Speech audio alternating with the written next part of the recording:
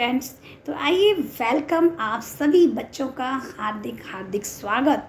स्पर्श का आज भाग 1 कक्षा 9 के लिए हिंदी द्वितीय भाषा की जो पाठ्य पुस्तक है बच्चों आप जानते हैं इसमें 2 खंड हैं, है ना। एक तो गद्य खंड है बच्चों आपकी किताब में और दूसरा काव्य खंड है। बच्चों हम जो पढ़ने जा रहे हैं वो है काव्य खंड का 9वां चैप्टर जो कि 8वां चैप्टर है बच्चों, जो कि रहीम जी का है। बच्चों बहुत ही प्यारा चैप्टर है, बहुत ही सीखने योग्य बात है। कवि परिचय भी आपको मिलेगा, पाठ का सारांश भी मिलेगा, प्रश्न उत्तर भी मिलेंगे और जो दोहे हैं दोहे का व्याख्या भी आपको मिलेगी। बड़ा ही मज़ा आने वाला है। नीति परक चैप्टर है बच्चों, अच्छी अच्छी आदतें भी सीखने को मिलेंगी। बहुत ही प्यारा चैप्टर है। तो जल्दी से इस चैप्टर को शुरू करने से पहले वीडियो को लाइक करें और वीडियो को लाइक करने के साथ में जिन्होंने भी चैनल को सब्सक्राइब नहीं किया है वो बच्चे चैनल को सब्सक्राइब कर दें, ठीक है। तो अब वेलकम सभी बच्चों का वेलकम। बच्चों आ जाइए, किताब कॉपी निकाल लीजिए अपनी और अपना होमवर्क करना भी शुरू कर दीजिए। अगर होमवर्क मिला है आपको और अगर होमवर्क नहीं मिला है तो परीक्षा की तैयारी कर रहे हो तो बहुत ही बेस्ट अति उत्तम सारांश को तो आप वीडियो को चालू करके बस आप आराम से आंख बंद करके सुनते रहना। सचमुच आपको सब कुछ याद हो जाएगा, ठीक है। आप करके देखिए, ओके।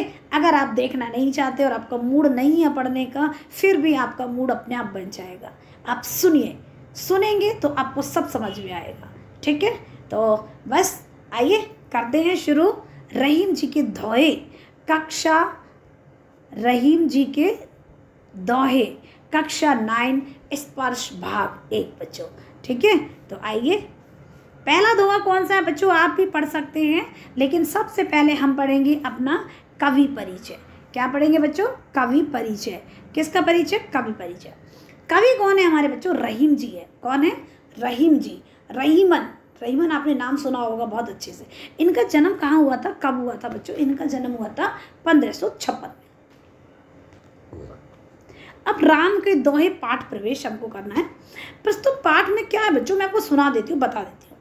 प्रस्तुत ये जो पाठ है ना अपना, इस पाठ पर रहीम के नीति परक दोहे बच्चों, मैंने आपको बताया था ना, नीति परक दोहे, जो कि नीतियाँ, जो कि हमारे घर में जितने भी बड़े लोग हैं सब लोग हमें नीति की बातें बताते रहते हैं, बताते हैं कि नहीं, और हम सीखते भी हैं। तो आज रहीम जी कौन कौन सी नीति बात बताते हैं, कौन सी बातें बताते हैं, तो आप सुनिए, ध्यान से समझिए और आप भी अपने घर में जो भी हैं आप उनको भी समझाइए कि देखिए हमारे चैप्टर्स कितना प्यारा हमारा चैप्टर है, ठीक है।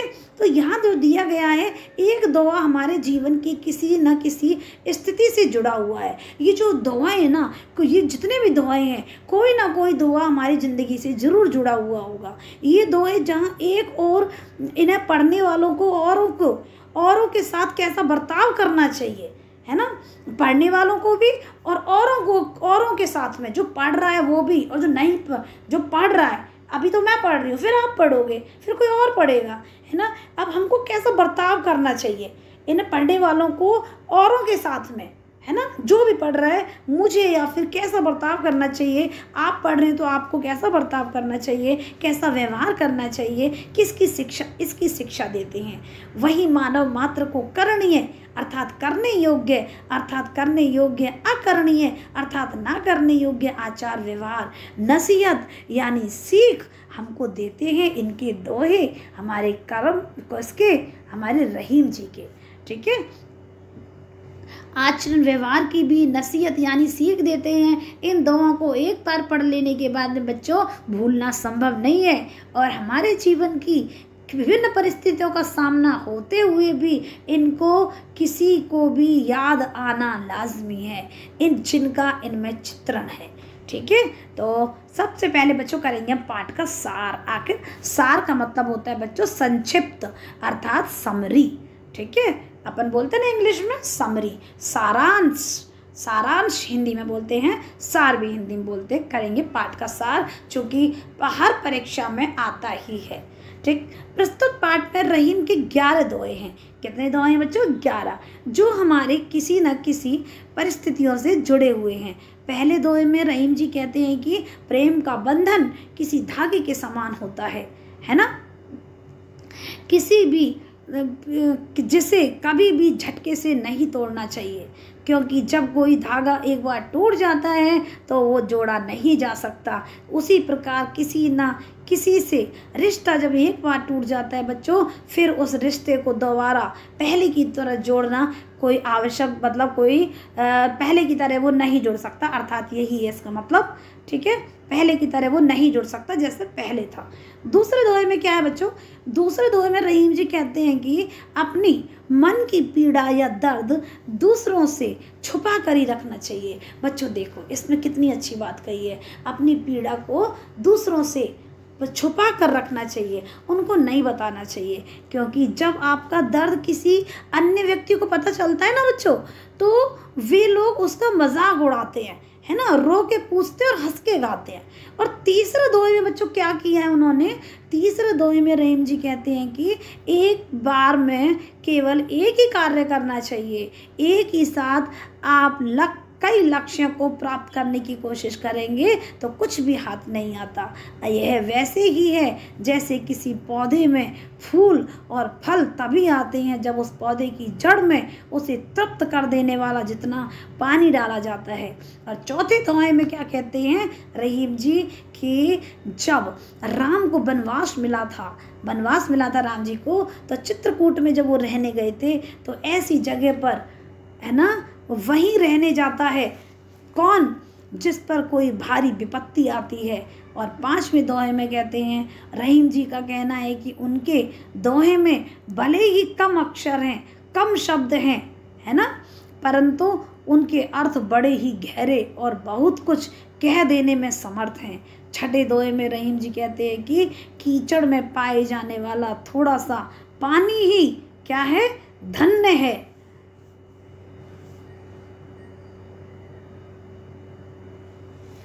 तृप्त कर देने वाला है ना, बहुत थोड़े से में ही है, वो थोड़े में ही उन्होंने ज़्यादा कहा है। अब चौथे दोहे में जब राम को वनवास हुआ था, ये हो चुका है हमारा। पांचवें रहीम जी का कहना है कि उनके दोहे में भले ही कम अक्षर हैं, कम शब्द हैं, परंतु अर्थ बड़े ही गहरे और बहुत कुछ कह देने में समर्थ हैं। छठे दोहे में रहीम जी कहते हैं कि कीचड़ में पाए जाने वाला थोड़ा सा पानी ही धन्य है, क्योंकि व्यक्ति उस पानी से न जाने कितने छोटे छोटे जीवों की प्यास बुझती है, लेकिन वह सागर का जल बहुत अधिक मात्रा में होते हुए भी व्यर्थ है, अर्थात वो किसी जीव की प्यास नहीं बुझा सकता। सातवें दोहे में रहीम जी कहते हैं, यदि कोई आपको कुछ दे रहा है तो आपका भी फर्ज बनता है कि आप उसके बदले में उसे कुछ ना कुछ दें, रहीम जी कहते हैं।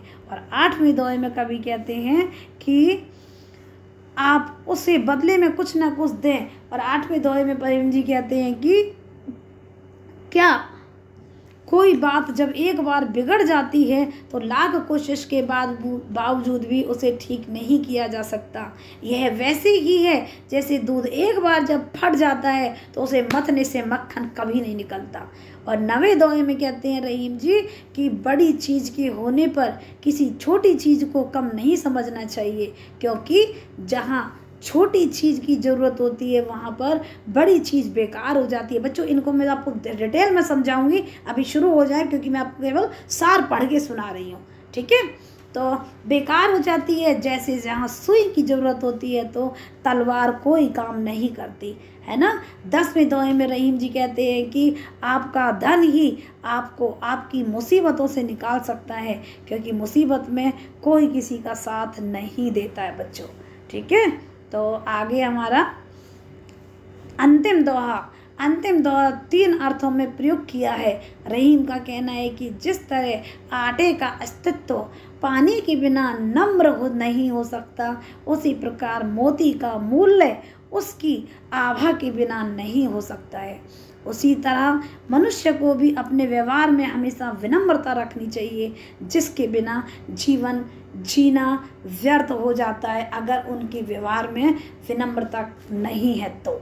ठीक है, अब हम जानेंगे इनको डिटेल में बच्चों, बहुत अच्छे से पढ़ेंगे, गाएंगे और बहुत अच्छे से पढ़ेंगे। ठीक है, तो ये लीजिए हमारा ये शुरू है। चलिए बच्चों ये थोड़ा सा रह गया है तो इसको मैं एक बार और बता रही हूँ आपको। रहीम जी कहते हैं कि अपने मन की पीड़ा या दर्द को दूसरों से छुपाकर ही रखना चाहिए, क्योंकि आपका दर्द किसी अन्य व्यक्ति को जब पता चल जाता है और लोग क्या करते हैं, लोग हमारा मजाक ही उड़ाते हैं। इसीलिए हमें अपना दर्द किसी को भी नहीं बताना चाहिए, अपने दर्द को सहन करना चाहिए, औरों को नहीं बांटना चाहिए, क्योंकि दर्द को कोई भी कम नहीं कर सकता, कोई भी नहीं बांट सकता। इसीलिए रहीम जी कहते हैं कोई भी अपना दर्द बाहर वाले सांसारिक प्राणी को ना बताया जाए। ठीक, नेक्स्ट अगला है, एक ही साधे सब सधे, सब साधे सब जाए, रहीमन मूलई सचिवो, फूले फले अघाय। शब्दार्थ, मूलई मतलब होता है जड़ में, सचिवो मतलब सिंचाई करना, अघाय मतलब होता है तृप्त। ठीक, आइए करते हैं इसका व्याख्या।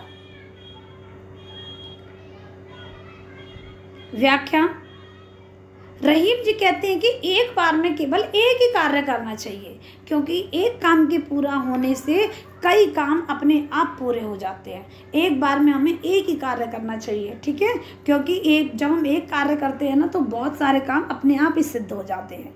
यदि एक साथ ही आप कई लक्ष्यों को प्राप्त करने की कोशिश करेंगे तो कुछ भी आपको हाथ नहीं आएगा। तो एक साथ बहुत सारे कार्यों में 100% आप नहीं दे पाओगे। जिस प्रकार रहीम दास जी कहते हैं, वैसे ही जैसे किसी पौधे में फूल फल जभी आते हैं जब उस पौधे की जड़ में उसे तृप्त कर देने वाला पानी मिलता है, अर्थात जब पर्याप्त मात्रा में आप उसके पानी डालोगे तो उसमें से फूल फल आएंगे। अर्थात जिस लक्ष्य पर आप ध्यान देके उस पर आप मेहनत करोगे तो आपको लक्ष्य की प्राप्ति अवश्य होगी। तो यही रहीम दास जी कहते हैं कि एक बार में एक ही कार्य हमको करना चाहिए। चित्रकूट में राम रहे रमी रहे, रहीमन अवध नरेश, और जा पर विपदा पड़त है सो आवत यह देश। अब देखिए कितनी मतलब क्या बात कही है इन्होंने, हमारे रहीम जी ने। सबसे पहले तो शब्दार्थ देख लीजिए बच्चों। अवध, ये अवध मतलब होता है रहने लायक ना होना। अवध मतलब क्या होता है, रहने लायक ना होना। और विपदा मतलब होता है विपत्ति, मुसीबत, परेशानी। ठीक, अब दोहा ये हमारा आ गया, इसमें नीचे दिया हुआ है।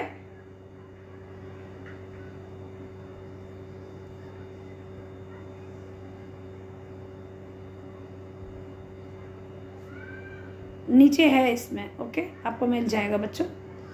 तो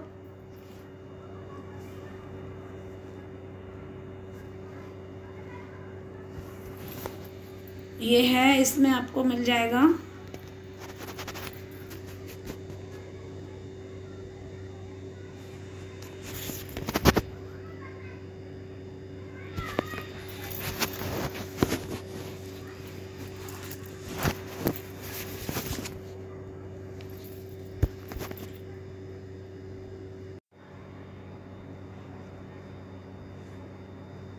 दोहा है अपना,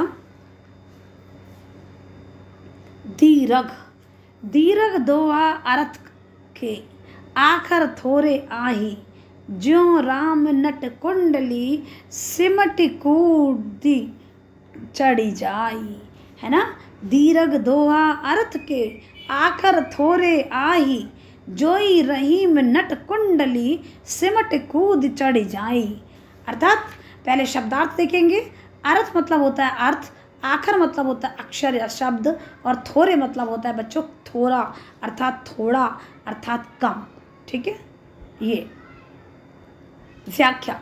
रहीम जी का कहना है कि उनके दोहे में भले ही कम अक्षर हैं, कम शब्द हैं, परंतु उनके अर्थ बड़े ही गहरे हैं, अर्थात गागर में सागर भर देने वाले हैं, बहुत कुछ कह देने में समर्थ हैं। उसी प्रकार जैसे कोई नट अपने कर्तव्य के दौरान अपने बड़े शरीर को सिमटा कर कुंडली मार लेने के बाद में छोटा लगने लग जाता है। आपने देखा होगा ना, नट का खेल के देखा होगा, नट कैसे अपने आप को सुकेड़ लेता है ना, और जब फिर कैसे अपने आप को फैलाता है ना, तो किस तरह से सुकेड़ लेता है, आखिर वो कितना छोटा है जैसे कोई। तो इसी तरह से हमारे जो रहीम जी हैं, इनकी दोहे में शब्दों का कम है, शब्द कम है, अक्षर कम है, लेकिन फिर भी गागर में सागर भर देने वाले हैं, अर्थात थोड़े में इन्होंने बहुत कुछ कहा है। अब कहने का तात्पर्य ये है कि किसी के आकार को देखकर उसकी प्रतिभा का अंदाज़ा नहीं लगाना चाहिए। ठीक, तो इस प्रकार भी हमारे रहीम दास जी कहते हैं इस बात को। नेक्स्ट,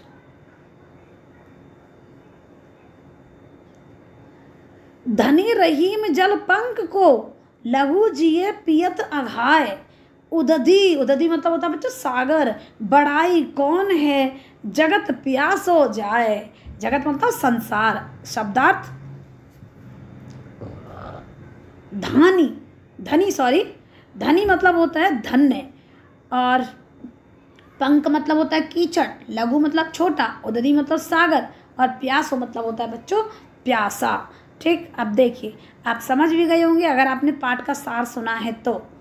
ये लीजिए, रहीम जी कहते हैं कि कीचड़ में पाए जाने वाला वह थोड़ा सा पानी, थोड़ा सा पानी ही धन्य है। अर्थात जो कीचड़ होता है, आपने देखा होगा कीचड़, कीचड़ में थोड़ा सा पानी भी धन्य है। बताओ क्यों? क्योंकि वह बहुत सारे जीव की प्यास बुझाता है। छोटे छोटे मच्छर देखे होंगे ना आपने, कम से कम उसकी प्यास तो बुझा रहे ना वो, क्योंकि उस पानी से न जाने कितने छोटे छोटे जीवों की प्यास बुझती है, लेकिन वह सागर का जल बहुत अधिक मात्रा में होते हुए भी व्यर्थ है। अब देखिए सागर, महासागर, उनको देखिए, क्या वो सही है? नहीं, वो व्यर्थ है। क्या? क्योंकि क्या वो किसी की प्यास बुझाता है? सागर बुझाता है, लेकिन सागर क्या होता है? सागर का जल बहुत अधिक मात्रा में होते हुए भी व्यर्थ होता है, क्योंकि उस जल से किसी भी कोई भी जीव की प्यास नहीं बुझा पाता है। कहने का तात्पर्य यह है कि बड़ा होने का कोई अर्थ नहीं रह जाता यदि आप किसी की सहायता ना करो तो बच्चों ध्यान रखना, अगर आप बड़े हैं तो आप ज़रूर ज़रूर किसी न किसी की सहायता करें। आप उस खारे समुद्र की तरह ना बने, आप उस जल की तरह बने जो सबकी प्यास बुझाता है। तो आप बड़े हैं, चाहे आप किसी न किसी तो बड़े होंगे, ऐसा नहीं है सबसे तो छोटे नहीं हो सकता। तो आप अपनों की मदद करें, अपने बड़ों की भी, छोटों को भी, अर्थात सबको सहायता प्रदान करें। ठीक है, तो रहीम जी यही हमें सिखाते हैं। नाद रीज तन देत मृग, नरधन देत समेत। ते रहीम पशु से अधिक, रीजई कछु न देत। देखिए अब शब्दार्थ देखिए, नाद मतलब होता है ना संगीत की ध्वनि, नाद बजता है ना संगीत की ध्वनि, और रीज मतलब होता है मोहित होकर, अर्थात खुश होकर। ठीक, तो अब व्याख्या देखते हैं हम। व्याख्या ये लीजिए, रहीम जी कहते हैं कि जिस प्रकार हिरन किसी की ध्वनि से खुश होकर अपना शरीर न्यौछावर कर देता था, रहीम जी कहते हैं जिस प्रकार हिरन जो होता है किसी भी संगीत की जैसी ध्वनि सुनता है ना तो खुश हो जाता है, और खुश होकर अपना शरीर न्यौछावर कर देता है, अर्थात अपने शरीर को उसे सौंप देता है। और इसी तरह कुछ लोग दूसरे के प्रेम से खुश होकर अपना धन इत्यादि सब कुछ उन्हें दे देते हैं। अर्थात कोई क्या होता है, जिस प्रकार हिरन होता है, थोड़ा सा संगीत की ध्वनि सुनी और वो वहीं पर वो रीझ जाता है और उसके बस में चला जाता है और अपना शरीर को सौंप देता है। उसी प्रकार कुछ लोग जैसे प्रेम में आकर तो वो क्या करते हैं, अपना धन, अपना इत्यादि, और खुश होकर, प्रेम से खुश होकर वो अपना धन वन सब कुछ दे देते हैं और उन्हें देते हैं। लेकिन रहीम जी कहते हैं कुछ लोग पशु से भी बदतर होते हैं, है ना, कुछ लोग पशु से भी बेकार होते हैं, जो दूसरों से तो बहुत कुछ ले लेते हैं लेकिन बदले में कुछ भी नहीं देते हैं। कहने का अभिप्राय ये है कि यदि कोई आपको कुछ दे रहा है तो आपका भी फर्ज बनता है कि आप भी उसको कुछ बदले में दें। अर्थात हमें अपना ध्यान रखना चाहिए कि हमें भी अब दूसरों को कुछ ना कुछ, अगर कोई हमको देता है तो हमें भी उनको देना जरूर चाहिए। ठीक, क्योंकि फर्ज दोनों तरफ से होते हैं, एक तरफ से नहीं। नेक्स्ट, दुआ। बिगड़ी बात बने ही नहीं, लाख करो किन कोय, रईमन फाटे दूध को, मथे न माखन होए। अर्थात शब्दार्थ लिखेंगे पहले। बिगड़ी मतलब होता है बच्चों बिगड़ी, फाटे दूध मतलब फटा हुआ दूध, मथे मतलब मथना। आप जानते होंगे, आपकी मम्मी भी मक्खन दूध निकालती होंगी, मक्खन निकालती होंगी, है ना। ये देखिए व्याख्या।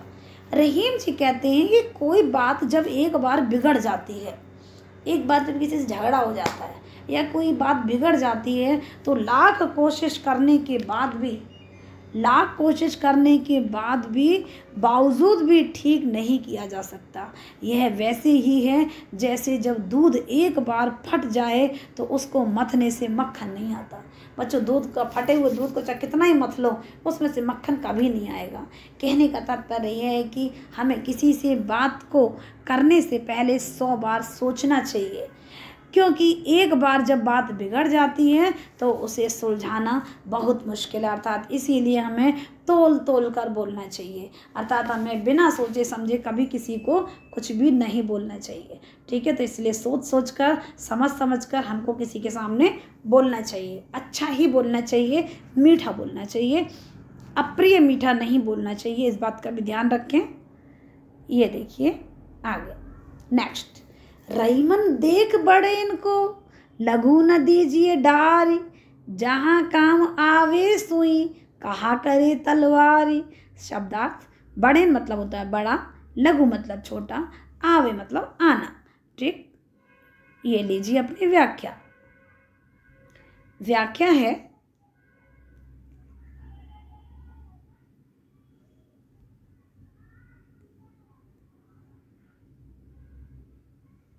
व्याख्या है हमारी। रहीम जी कहते हैं कि किसी भी चीज़ को देखकर छोटी चीज़ की उपेक्षा नहीं करना चाहिए। किसी बड़ी चीज़ को एक बार देख लिया भाई हमने, किसी बड़ी चीज़ को देखकर किसी छोटी चीज़ की उपेक्षा नहीं करना चाहिए, है ना। अब ऐसा नहीं कि भैया कि छोटी चीज़ कुछ काम ही नहीं आएगी, ऐसा नहीं होता है। तो रहीम जी कहते हैं कि किसी बड़ी चीज़ को देखकर छोटी चीज़ की उपेक्षा नहीं करना चाहिए, अर्थात बड़ी चीज़ के होने पर छोटी चीज़ कम नहीं समझना चाहिए उसको। ठीक, क्योंकि जहाँ छोटी चीज़ की ज़रूरत होती है वहाँ पर बड़ी चीज़ बेकार हो जाती है। अर्थात जब छोटी की ज़रूरत होती है तो वहाँ छोटी चीज़ की ज़रूरत होती है तो वहाँ छोटी चीज़ काम आएगी, जहाँ बड़ी की ज़रूरत होती है वहाँ बड़ी की काम आएगी। जहाँ छोटी की ज़रूरत है तो वहाँ बड़ी बेकार है, और जहाँ बड़ी की ज़रूरत है वहाँ छोटी बेकार है। अर्थात अपने अपने स्थान पर दोनों ही काम में आती हैं। ठीक है, तो ये बात हमको कभी नहीं भूलना चाहिए। तो वहाँ पर बड़ी चीज़ बेकार हो जाती है, जैसे जहाँ सुई की ज़रूरत होती है तो वहाँ तलवार का कोई काम नहीं होता। अब छोटी सी सुई, जहाँ सुई की आवश्यकता है, कपड़े सिलने हमको, तो तलवार से क्या हम कपड़े सिल पाएंगे? नहीं। और अगर हमें किसी से हम कुछ भी हमला जो होता है तो तलवार और भी जैसे काम आती है, तो क्या वहाँ सुई से काम हो सकता है? नहीं हो सकता। तो तलवार का कोई काम नहीं होता। कहने का अभिप्राय ये है कि किसी भी चीज़ को कम नहीं समझना चाहिए, क्योंकि हर एक चीज़ अपनी अपनी जगह महत्व होता है, हर चीज़ का अपनी अपनी जगह महत्व होता है। ये लीजिए अगला दोहा हमारा। रहीमन निज संपत्ति बिना, है ना। रहीमन निज संपत्ति बताए उसको कहते हैं जो हमारे पास धन दौलत होती है। ठीक है, रहीमन निज संपत्ति बिना, कौना विपत्ति सहाय, बिन पानी जो जलज को, नहीं रवि सके बचाए। शब्दार्थ। निज माने होता है अपना, विपत्ति मतलब विपत्ति, परेशानी, सहाय मतलब सहायता, जलज मतलब कमल, और रवि मतलब होता है सूर्य। ठीक है, ये लीजिए इसका व्याख्या। रहीम जी कहते हैं कि जब आपके पास धन नहीं होता है ना, तो कोई भी विपत्ति में आपकी सहायता नहीं करता है। यह वैसे ही है जैसे यदि तालाब सूख जाता है तो कमल को सूर्य जैसा प्रतापी भी नहीं बचा पाता।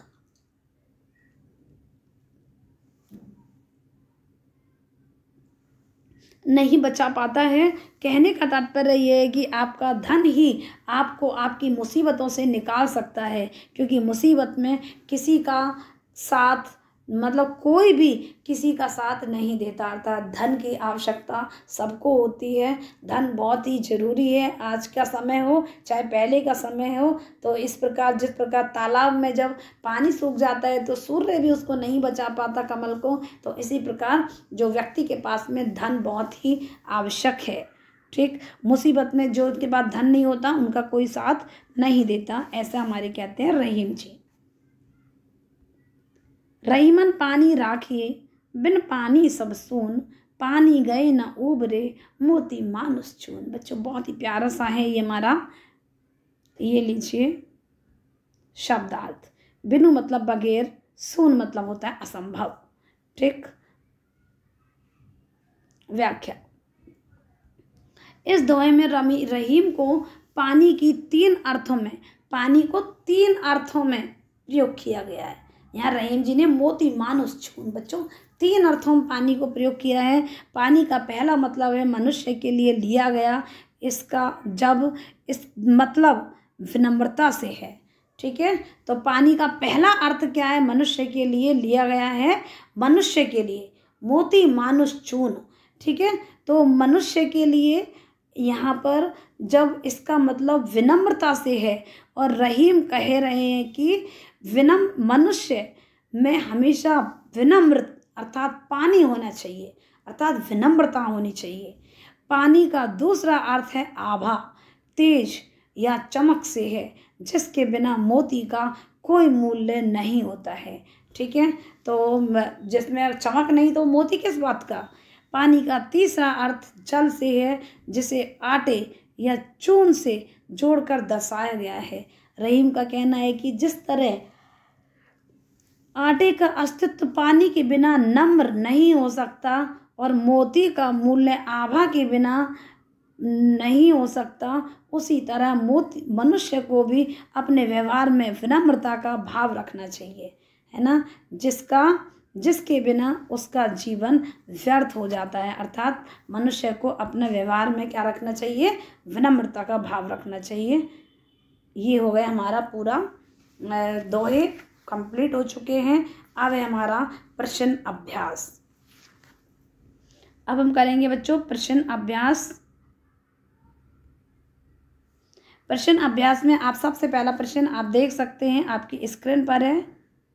रहीम जी के दोहे प्रश्न अभ्यास, प्रश्नों के उत्तर देना है हमको। प्रश्न नंबर 1 है, प्रेम का धागा टूटने पर पहले की भांति क्यों नहीं हो पाता है? बच्चों हमने आपको बहुत अच्छे से समझा दिया है, ये इसका उत्तर है। जिस प्रकार जब कोई धागा टूट जाता है तो उसे उस टूटे हुए धागे को जोड़ने के लिए उसमें गांठ लगानी पड़ती है, जिसके कारण वह पहले की तरह क्या नहीं हो पाता है। उसी तरह से कोई रिश्ता मतलब जब एक बार जब टूट जाता है तो उस पर गांठ ही लगती है, तो उसी प्रकार उसी तरह जब कोई रिश्ता टूट जाता है तो उस रिश्ते के टूटने के बाद में रिश्तों को जोड़कर पहले की तरह नहीं बनाया जा सकता। प्रश्न नंबर 2, प्रश्न नंबर 2 है हमारा, प्रश्न नंबर 2, हमें अपना दुख दूसरों को क्यों नहीं प्रकट करना चाहिए? अपने मन की व्यथा दूसरों पर कहने से उनका कैसा व्यवहार होता है? बच्चों आपको बहुत अच्छे से आ गया होगा, फिर भी हमने इसका उत्तर आपके पास यहाँ पे टाइप कर रखा है। जब हम अपना दुख दूसरों को बताते हैं बच्चों, तो दूसरे हमारे दुख बांटने की बजाय क्या करते हैं? मजाक उड़ाते हैं। इसीलिए हमें अपना दुख दूसरों को प्रकट नहीं करना चाहिए। अपने मन की व्यथा दूसरों से कहने पर उनका प्रभाव हमारे प्रति अच्छा नहीं होता है। तो ये हो गया हमारा प्रश्न नंबर 2। आते हैं प्रश्न नंबर 3 पर। रहीम ने सागर की अपेक्षा पंख और जल को धन्य क्यों कहा है? इसका उत्तर ये है, उत्तर जल की कमी मात्रा होती है ना, जल की कम मात्रा होती है, फिर भी इस जल से कई जीवों की प्यास बुझती है। बच्चों जो कीचड़ में जो जल होता है, आपने देखा होगा कीचड़ में जल ज़्यादा नहीं होता है, बहुत थोड़ा सा होता है, लेकिन फिर भी वो जल कई जीवों की प्यास बुझती है उससे। लेकिन सागर का जल बहुत अधिक मात्रा में होने के बावजूद भी प्यास नहीं बुझा पाता है। वो कौन? सागर।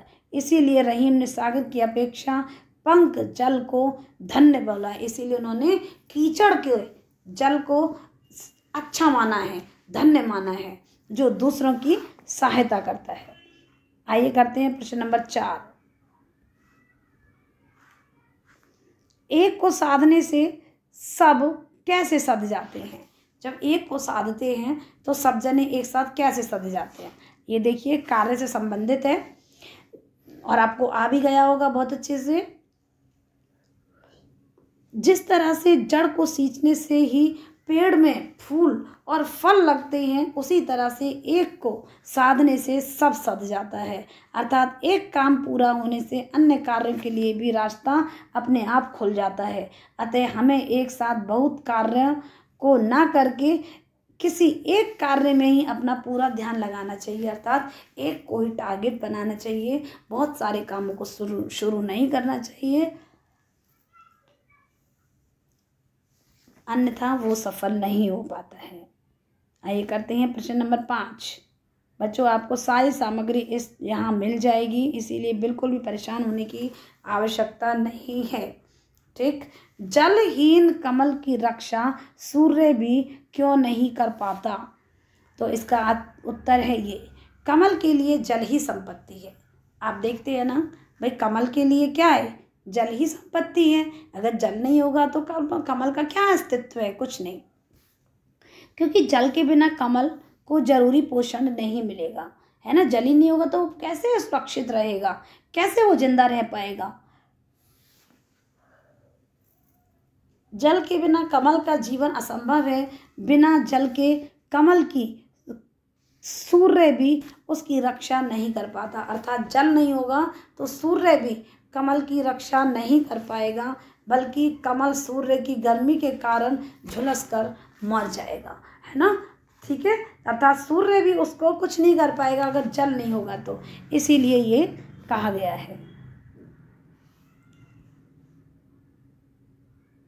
ये बच्चों मैं आपको बता देती हूँ, ये वाला ये जो हमने ऊपर जो एक दोहा पढ़ा था, ये दोहा नंबर है अपना रहीमन वाला, है ना, सॉरी राम जी वाला, चित्रकूट वाला 1 2 3 4, चौथे दोहे का ये आंसर है, ये चौथे का। ठीक है, तो रहीम जी कहते हैं कि जब राम को वनवास मिला था तो वे चित्रकूट में रहने गए थे।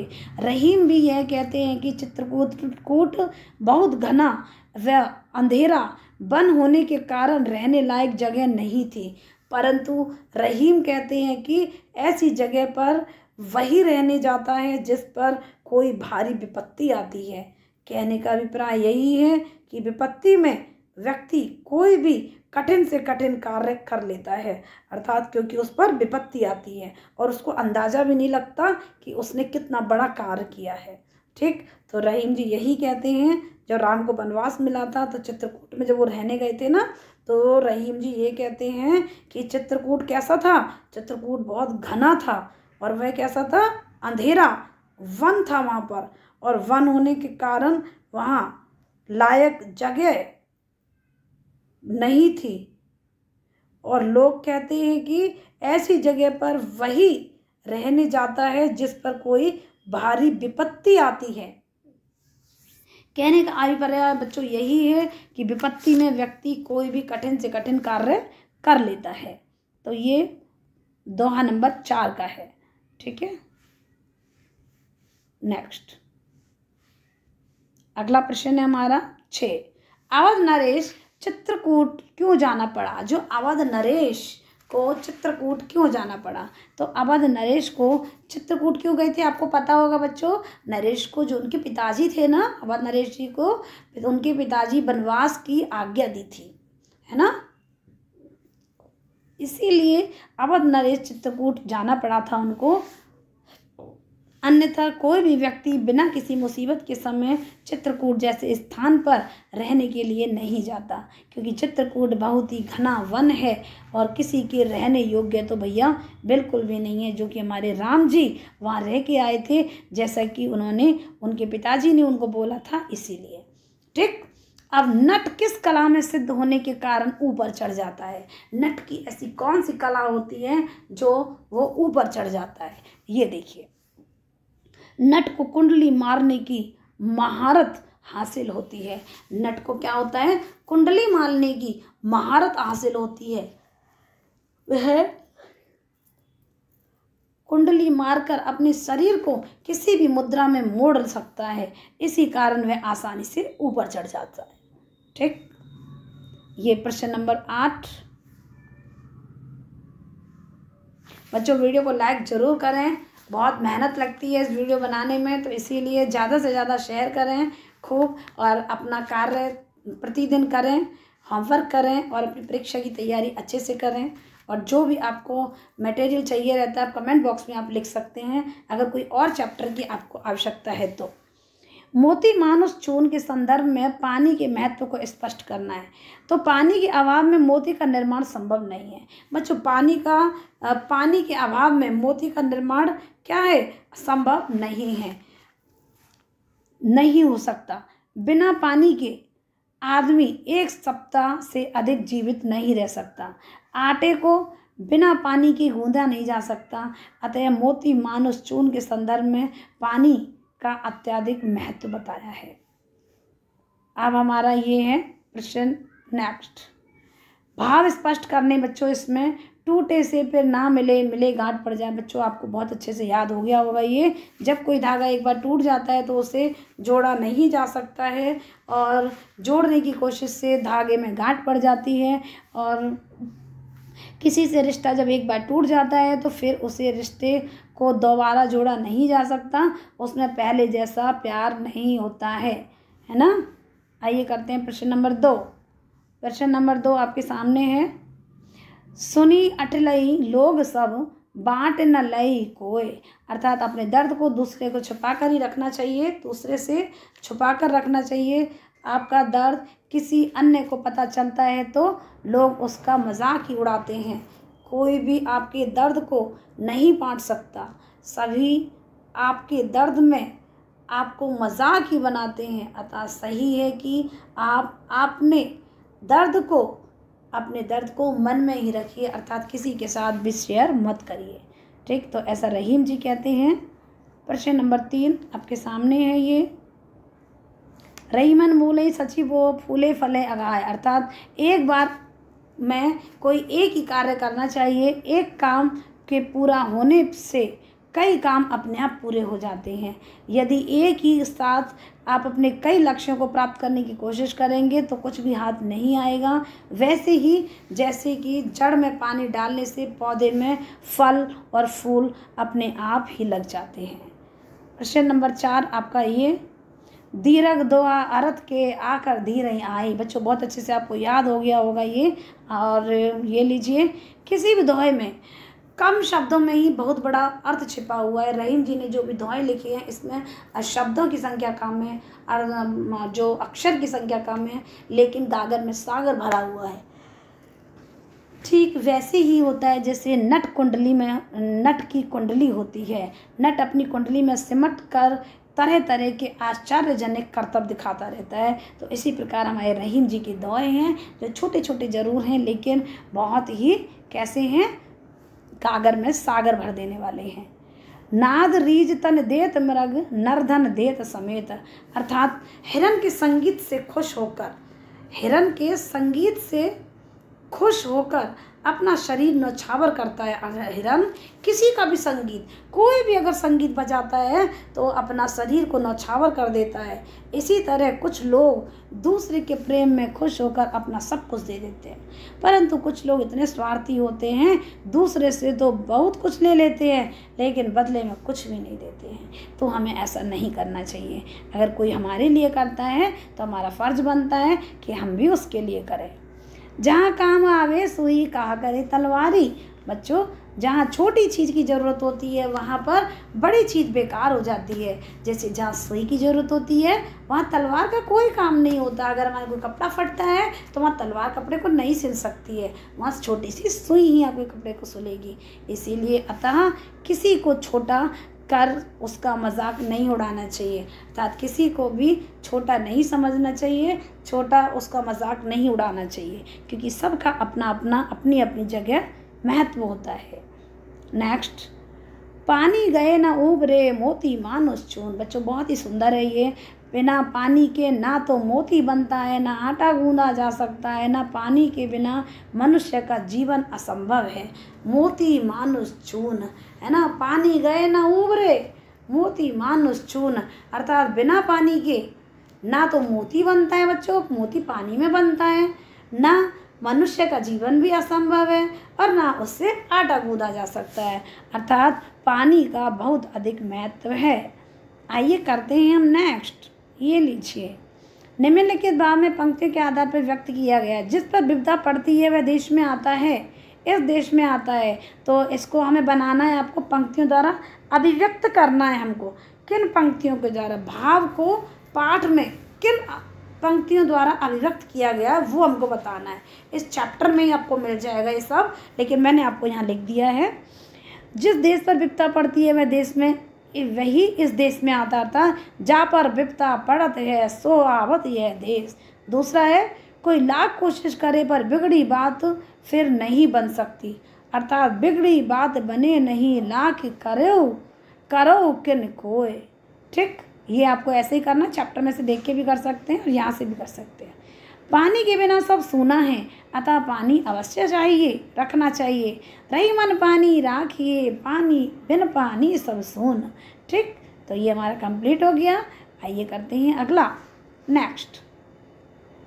बच्चों प्रश्न नंबर 4 देखिए आप, उदाहरण के इस पर प्रचलित रूप में लिखे गए हैं। अब कोय, नो, जे, अब हमको क्या करना है बच्चों, इनका प्रचलित रूप में लिखना है। ज्यों, कछु, नई, कोय, धनी, आखर, जिए, थोरे। ठीक है, इनको प्रचलित रूप में लिखना है। और भी है नीचे 8 ही पढ़े हमने। ये होय, माखन, तरवारी, सचिवो, मूलई, पीठ, प्यासो, बिगड़ी, आवे, सहाय, अमराय। ठीक, जल्दी से जल्दी हमने आपके चैप्टर को ख़त्म करने की कोशिश करी है। बिनु, ब्याय, अथिलई ही, परी जाए। तो अब करेंगे हम, नीचे मैंने इसका आंसर लिखा हुआ है, उत्तर। ठीक, ये लीजिए। जो मतलब जैसे, कछु मतलब कछु, नहीं नहीं, कोय कोई नहीं, और धनी धनी, आकर अक्षर, जिए जी, और थोरे मतलब थोड़ा, और होए होए। प्रचलित भाषा में लिखा गया है इसको। माखन मक्खन, तलवारी तलवार, सचिवो सींचना। 13 मूलई मूल, पीठ फॉर्म फॉर्म, प्यासो प्यासा, बिगड़ी बिगड़ी, आवे आओ, सहाय सहायक, के कईवरे अधिकारना, बिनु बिना, बिथा व्यथा, अथिलई अटखेलियाँ, परिजाय शिकायत करें।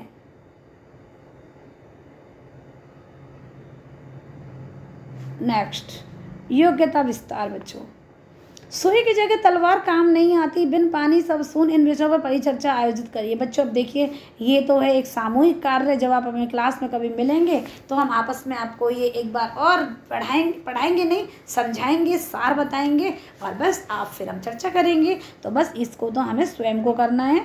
ठीक है, या तो कक्षा में करेंगे और या फिर आप अपनी टीचर के साथ करेंगे। ठीक, चित्रकूट किस राज्य में स्थित है, जानकारी प्राप्त करें। तो इसकी जानकारी हमने आपको लिखी हुई है। चित्रकूट उत्तर प्रदेश राज्य के दक्षिण सिरे पर स्थित है, बांदा जनपद में स्थित है। अयोध्या से लक्ष्मण सीता के साथ में वनवास हो जाता है। समय राम ने यहाँ कुछ दिन विहार किया था, तब से इनकी गणना तीर्थ स्थान के रूप में की जाती है। ठीक है बच्चों, ये चित्रकूट का और भी अगर आपके पास जानकारी है तो वो अपनी कॉपी में लिखें और अपनी टीचर को चेक कराएंगे। ठीक, नेक्स्ट। तो नेक्स्ट हमारा हो चुका है बच्चों कंप्लीट। थैंक यू, धन्यवाद बहुत बहुत सभी को। और इसके जो शब्दार्थ हैं बच्चों, इन शब्दार्थों को आप अच्छे से कर लेंगे। सारे शब्दार्थ आपको याद होना चाहिए, जब भी आप चैप्टर को समझ पाएंगे। और वीडियो को लाइक करिए, शेयर करिए ज़्यादा से ज़्यादा, और चैनल को सब्सक्राइब करिए। आपको यहाँ पर आपकी स्पर्श, संचयन और आपकी जो कृतिका, क्षितिज और संस्कृत की 9th 10th 6th 7th 8th CBSE all material इस चैनल पर आपको मिलेगा। और फिर भी अगर कोई ऐसी चीज़ है जो आपको नहीं मिल रही तो आप हमें कमेंट बॉक्स में कमेंट करिए, हम आपको वो मटेरियल आपको तैयार करके देंगे। बच्चों सीखते रहिए, पढ़ते रहिए, समझते रहिए और खुश रहिए। धन्यवाद, नमस्कार।